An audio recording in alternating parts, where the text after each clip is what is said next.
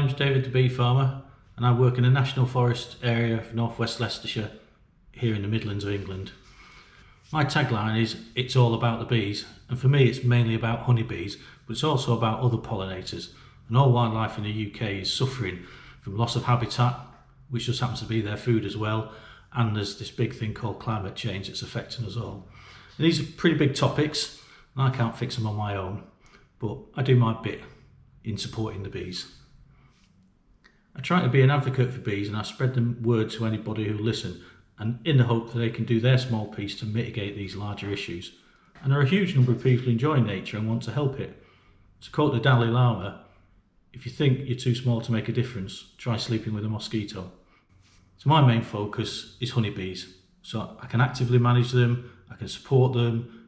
If they need medication, I can provide it, and I'm essentially making sure they have every advantage.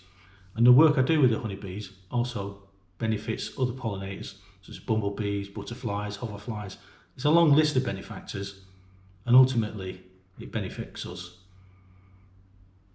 In my view, beekeepers should manage swarming, especially living in an urban environment.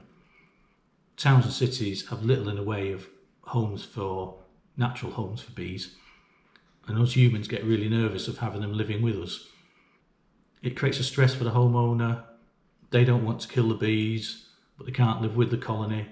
And to be fair about bees, they don't make the best neighbours. So managing swarming means they can express their need to swarm, but they end up in a location that suits them and is away from people.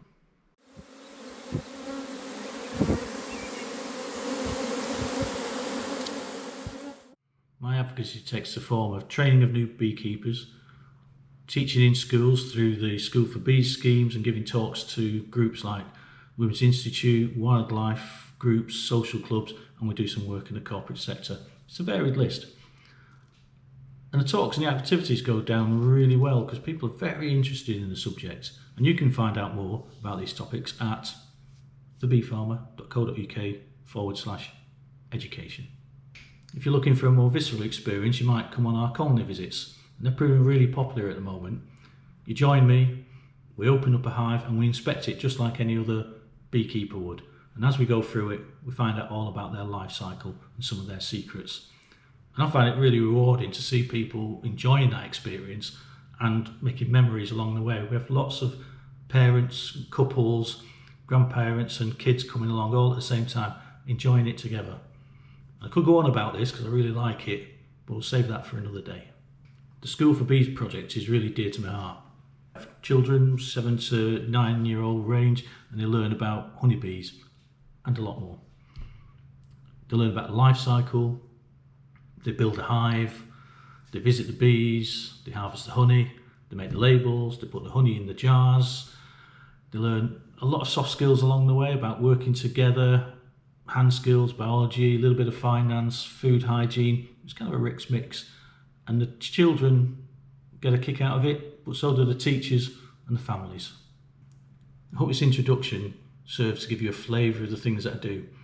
And for our patrons, we'll get early notice of events, access to merchandise, some exclusive content before it goes on general release. And hopefully I'll get a little bit better at this video malarkey.